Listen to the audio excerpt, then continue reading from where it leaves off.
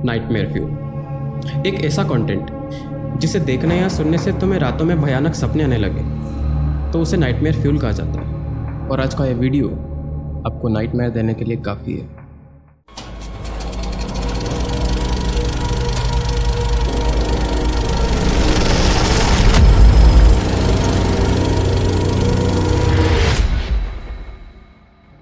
Modern ज़माने में बिना इंटरनेट के रहना नेक्स्ट टू इम्पॉसिबल है, क्योंकि हम पूरी तरह से इस पर डिपेंडेंट हैं। लेकिन क्या तुम लोग जानते हो, हम पूरे इंटरनेट का अपनी ज़िंदगी भर में सिर्फ 4 से 5% यूज़ करते हैं। इंटरनेट को 3 पार्ट्स में डिवाइड किया जा सकता है: सरफेस वेब, डीप वेब और डार्क वेब। इसे एक आइसबर्ग से समझा जा सकता है। किसी आइसबर्ग का समुद्र के लेवल से ऊपर वाला भाग हमें बहुत बड़ा दिखाई देता है। इसकी लंबाई कई बार कई किलोमीटर्स में होती है, लेकिन जब तुम इसे ऐसे देखते हो तब तुम्हें पता चलता है कि सरफेस से ऊपर वाला भाग इसका एक बहुत ही छोटा सा पार्ट है। सेम यही कंसेप्ट इंटरनेट का भी है। इंटरनेट का वो पार्ट जो कि हम इजीली एक्सेस कर पाते हैं वो सरफेस वेब में आता है, और जो पार्ट हिडन है वो डीप वेब और डार्क वेब है। तो अगर पूरे इंटरनेट को 100% मान लो तो सरफेस वेब सिर्फ 5% है और बाकी का 95% deep web plus dark web है।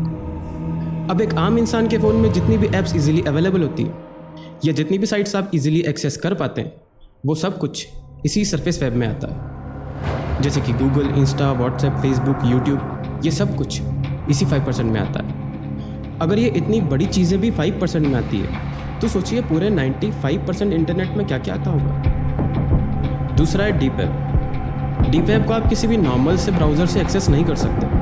इसके लिए एक स्पेशल ब्राउज़र, अनियन ब्राउज़र चाहिए होता है, जिसे टॉर ब्राउज़र भी कहा जाता है। Deep web mainly data security के पर्पज़ से डेवलप किया गया था, क्योंकि ये आसानी से हैक नहीं होता। इसलिए इस पर सारी कॉन्फिडेंशियल इन्फॉर्मेशन अपलोड की जाती है, जैसे कि बैंक डिटेल्स, लॉगिन पासवर्ड्स या देशों के सीक्रेट डॉक्यूमेंट्स।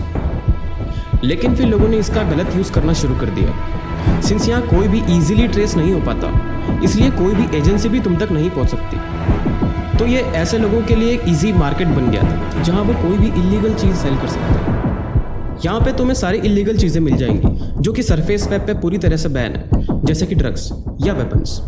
इतना ही नहीं, यहाँ पे तुम किसी असासिन को भी हायर कर सकते हो जो कि तुम्हारे लिए तुम्हारी जगह पे किसी को मार सकता है। ये सब सुन के तुम्हें लग रहा होगा कि डीप वेब बहुत ही भयानक जगह है, लेकिन रुको, अभी डार्क वेब बाकी है। जहाँ पे डीप वेब खत्म होता है वहीं से डार्क वेब की शुरुआत होती है। जब तुम डीप वेब के बिल्कुल एंड में चले जाते हो, बिल्कुल बॉटम में, तो तुम्हें एक दरवाज़ा दिखाई देता है, डार्क वेब का दरवाज़ा। डार्क वेब पे 2 तरह के लोग जाते हैं, या तो क्रिमिनल्स या साइकोपैथ्स। उन्हें साइकोपैथ्स कहना ज़्यादा सही होगा, क्योंकि जिस तरह की, जिस लेवल की वियर्ड और डार्क चीज़ें वो करते हैं वो कोई साइकोपैथ ही कर सकता है। वैसे तो ये सभी एक्टिविटी बहुत ही घटिया और डार्क है, लेकिन पर्सनली मुझे इनमें से 2 चीज़ें सबसे ज़्यादा डार्क लगती हैं: रेड रूम्स और कैनिबलिज्म। तो आज का हमारा टॉपिक है कैनिबलिज्म। कैनिबलिज्म, नरभक्षण। जब इंसान को ही खाता है तो उसे कैनिबलिज्म कहा जाता है। सुनने में काफ़ी वियर्ड लग रहा होगा, लेकिन डार्क वेब पे बहुत ही कॉमन चीज़ है, एक बहुत ही कॉमन एक्टिविटी है जिसे लोग एंजॉय करने आते हैं। डार्क वेब पे इन लोगों की पूरी कम्युनिटी है, जिसमें वो सारे लोग हैं जो इसमें इन्वॉल्व हैं या जो इसमें इंटरेस्टेड है। जो लोग डार्क वेब पे सिर्फ शौकिया तौर पे जाते हैं, उनमें से कई सारे लोगों ने रिपोर्ट किया है कि वहाँ पे एक वेबसाइट है, कैनिबल कैफे। उस वेबसाइट पे ह्यूमन ऑर्गन बेचे जाते हैं, जिनके अलग अलग प्राइजेस होते हैं। यहाँ से बहुत सारे लोग इन ऑर्गन्स को खरीदते हैं उन्हें खाने के लिए। ज़रा सोचिए, ये ऑर्गन्स कहाँ से आते हैं? कोई लोगों को किडनैप करता होगा, उन्हें काटता होगा, मारता होगा, सिर्फ उन्हें खाने के लिए, उन्हें बेचने के लिए। रेडिट पे यूएसए के एक स्टूडेंट ने डार्क वेब के बारे में कुछ शेयर किया था। उसने अपना नाम नहीं बताया, तो उसे हम स्टीव कह सकते हैं। स्टीव एक कॉलेज स्टूडेंट है जो कि अपना ज़्यादातर टाइम डार्क वेब पे स्पेंड करता है। स्टीव बताता कि वो आज भी रोज़ की तरह डार्क वेब सर्फ कर रहा था, अलग अलग साइट्स पर जा रहा था और रैंडम लोगों से बातें कर रहा था। तभी उसकी स्क्रीन पे एक बहुत ही वियर्ड नेम वाला चैट रूम ओपन होता है, जिसके लोग भी बहुत ही वियर्ड थे।